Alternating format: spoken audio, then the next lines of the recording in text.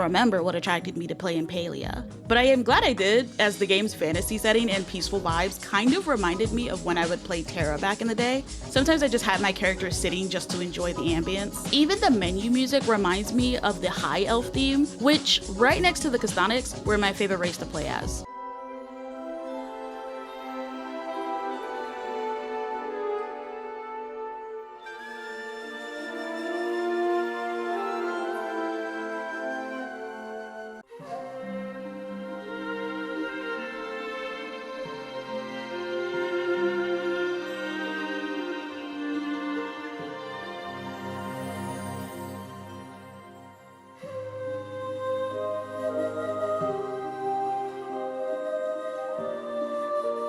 The game just matches exactly what I vibe with in a cozy game, because if your game's ambiance is so good that I just boot it up just to sit there, then you cooked in my opinion.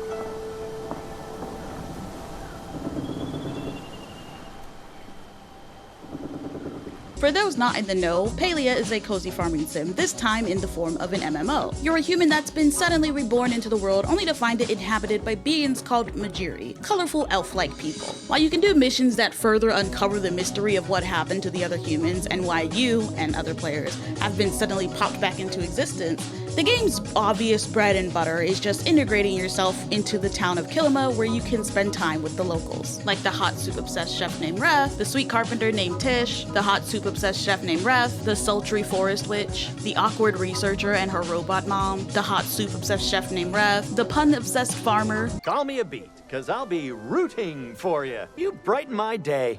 I hope that wasn't too corny. I'll see you around, unless I see you a square. I've only had Arlo for a day and a half, but if anything happened to him, I would kill everyone in this room and then myself.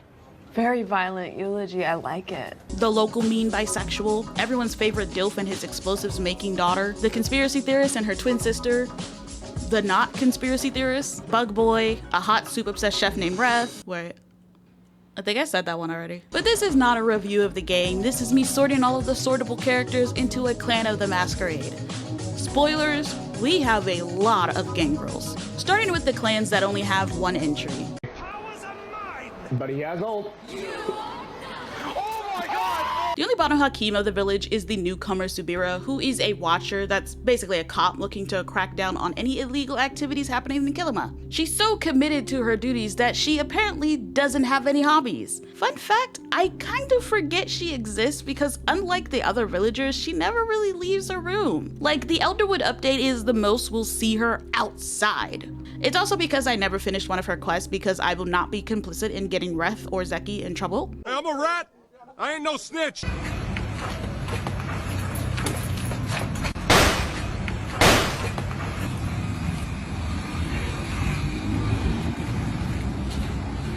Sifu is a warrior through and through who spent her youth adventuring, defeating monsters, and being excited to live to tell the tale. So I think she'd be a perfect member of the Bruja. She's a warrior who turns into a storyteller, always excited to tell younger Bruja her tales. Humans this, humans that, who cares? The moon is watching us and nobody is talking about that. I feel like I'm taking crazy pills, but I'm not because I ran out of crazy pills. I need more. I was originally gonna make Eloisa Tremere because she was so fascinated in magic and cryptids, but then I had an encounter with her where she has a fourth wall break moment. I thought I had the screenshot saved, but I apparently don't, and if anyone else encountered it on the subreddit or Discord, they have not posted about it.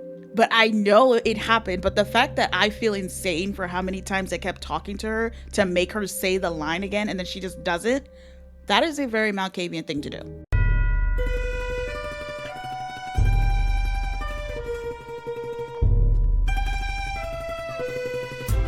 Now, Zeki as a dragon may seem a little off, but I mainly chose the Samitsi because of their clan bane and compulsion. I feel it fits Zeki best, especially when you learn more about Grimalkin culture.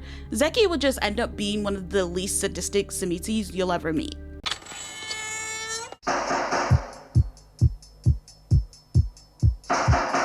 wasn't even a hard pick. I know my girl. Eshe is a venture through and through. She may not be in charge, but she's in charge, and I love her for it. The only thing protecting Kenyatta from having me as a stepmom is the fact that Eshe is almost happily married. Kenyatta is her mother's daughter. I was, at first, going to choose Bruja for her, but she's not so opposed to her mom. Rather, I think Kenyatta is a venture, just an anarch one. If I am killed by some murderer, do not prosecute that murderer because he caught me slipping. That is on me.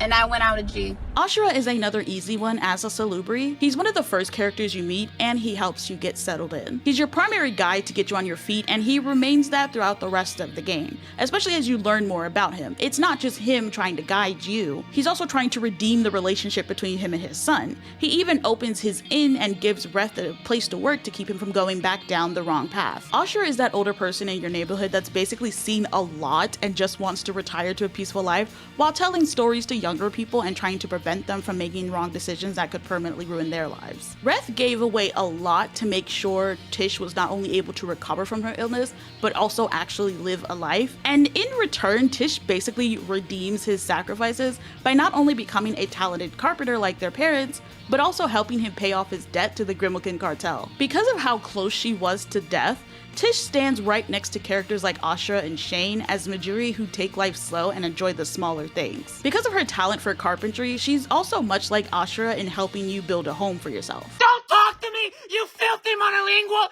Deja de hablarme, sucio monolingue!别跟我说话，按照这样子。Even if she doesn't like to think that way, Kaleri is a lot like her twin. She just prefers to keep a level head about a lot of things, and she's more interested in the pursuit and preservation of knowledge in general. So Tremere fits her perfectly. Probably the least treacherous Tremere you'll meet. So far, the only treacherous thing she gets involved in is asking you to befriend Tamala so that you can get access to her bedroom and steal a book, but that's about it. Gina is an obvious one. Much like Kaleri, she has a strong pursuit of knowledge, and she's heavily interested in you and the other humans, as well as your culture before all of the humans vanished. She's often so invested in her research that she doesn't properly take care of herself. Luckily, she's got a giant robot mom to remind her. Maybe I'm kind of reaching with this one, but I do think Najma is a Tremere. While any member of a clan can fall into this, I often just see many Tremere as obsessive researchers and inventors that put their work and knowledge above all. I was wrong about Kaleri being the least treacherous Tremere. It's actually Najma. Najma is a budding inventor who every so often makes things like fireworks. She's also the one that makes you your wing glider, her compulsion per perfectionism coming in the form of her wanting to perfectly pick up her mom's mantle. Luckily, if you take Zeki's word for it, she's already well on that path. She's also my angel and I would die for her. It should be no surprise that the local forest witch is a Tremere. Not only is she heavily invested in magic, but she's also pretty duplicitous in her own right. Most people in the town don't really care since she mostly keeps to herself. She really is the most Tremere-y character you'll run into in the game. At least she likes you though. Not enough to not lock you in a cave, but you know. Oh dude, it's like we're on the same wavelength. My brother, we are on the spectrum. Technically, there are a lot of artists within Kilima, but I think Badru is one of the more charming villagers. When he's not farming with his family, he's playing his music, and when he's not doing that, he's focusing on his aesthetic fixation. Farming puns. Much like Tamala, this is probably the most Toreador-y character you will run into in Palia, as Gel can be obsessive about his craft. He's also already kind of vampire coded. He's melancholic, he's a night owl, and he even comes equipped with those damn circular shades that every vampire seems to own. Okay, I don't doubt that someone is looking at this and being like, Kenley? Toreador? But I stand by this because of the quote, "It is said that while the Ventrue are the mind of the Camarilla, the Toreador are its soul." Michael Jackson. The mind, Eshe. The soul, Kenley. Despite being seen as a bumbling idiot, Kenley is way better at talking with others than Eshe is. Not that Eshe is an introvert, but she can be very mean. Kenley, on the other hand, can easily open conversations with just about anyone. Ignoring how he brought in an invasive species to Kilima, he's not that bad. The most valuable strength of a Toreador is their ability to woo others, whether it's casually, romantically, or sexually. And Kenley's got casually down packed. While I was going to initially say Reth was a Bruja because he does have that rebellious spirit in him, my man is an artist specifically when it comes to cooking. He just likes soup. a lot. Not to mention, he's charming in his own way, which ended up making him one of the most sought after bachelors in the game, cause it turns out humans really like a hot mess who love their family. His main competition probably being the broody boy lovers and the dad fuckers. My guy, you alright? Like, what the fuck you... Starting off with a big one, outside of Baudru, all of the Daya family are gangrels. As a whole, they all have a strong level of being family-oriented, but where Baudru's own personality steers him towards being a Toreador, his wife and sons have personalities that steer them towards gangrels. Aoni is the best example of it. Not only does he want to break away from the expected path of becoming a farmer like his parents and brother, he specifically wants a life of adventure. He's very fond of the player and Hasian because they're two people he knows spends most of their days exploring. He even has aspirations of becoming a watcher just so he can have a way of getting out of Kilima. When it comes to Nayo, he's always trying to put his loved one's needs above everything, even if realistically he can't please everyone. At the end of the day, all he really wants is to stay with his community. And then there is Delilah, who does everything for her family while also taking pride in being a firm pillar of Kilima Valley as a whole. And everyone else views her the same way. It's not just her family that appreciates her, it's the entire town. The best way to describe her relationship with the town is that when everyone found out her jam wasn't chosen for a fair, everyone chipped in for a basket dedicated to her. From Gel to Hadari to Einar to Zeki, heavy on Zeki, to Hasian, and even Eshe. All of the town, including the humans, are her pack. Although Shane would probably make for a great Salubri, I think his role in the town makes him a good gangrel, especially in the department of being an oral storyteller who keeps hold onto the history of his beliefs. I normally don't dive into very specific bloodlines for certain clans, but I think Shane can vibe a bit with the Lianan. Again, much like Tamala as a Tremere and Gel as a Toreador, Hasian is probably the most gangrel-y character you'll meet in this game. He's solitary, he's one of the villagers that live out in Bahari Bay, he has animal kin, he's also basically your guide into learning how to hunt. He's perfect for the clan. Unlike his daughter, Hodari is a gangrel for the same reason that Hasian is. If he didn't have a family, Hodari would be another solitary character. Najima did take on some of these traits though, as she doesn't mind living out in the bay. Like Delilah, he's essentially positioned himself as a sort of pillar of the community because of his contributions as a miner. He's a man of little words who simply wants to support what remains of his tiny pack, aka Najima. And potentially you if you romance him. Why is there like a dead body outline on the floor in front of you?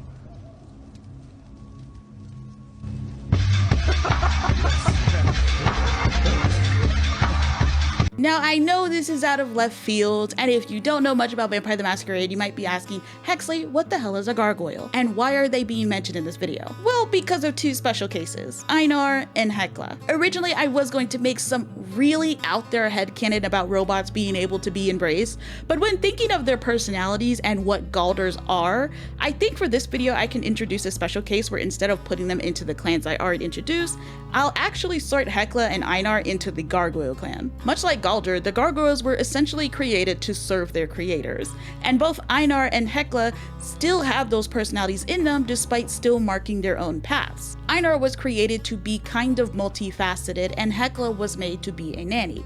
Both still have their own charms though. Despite being created to have many onenesses, Einar loves fishing most of all. And then Hekla's programming is kind of glitched because instead of trying to take care of the two children in the village, she just latched onto Gina. Editing Hexley here to clarify, Hekla isn't really glitched out, she simply evolved her oneness beyond taking care of children. I had thought that she glitched out, but she actually clarifies in the mission where you help the gardener find a new oneness. Again, they have their own personalities, but their personalities are pretty much influenced by what they were created to do. And that's all of the characters in Palia sorted, at least the ones that have personalities to sort, because there is a new character introduced, but I fear we don't know much about him right now. And I don't have any more to say, so I'm gonna go. But I've been Miss Hexley, and I'll see you soon.